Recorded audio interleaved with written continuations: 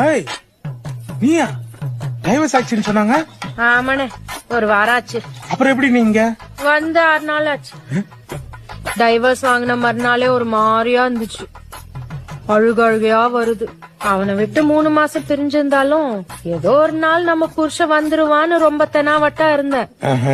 இனிமே அவன் என் புருஷன் இல்லையா நினைச்சு கூட பார்க்க முடியலன்னு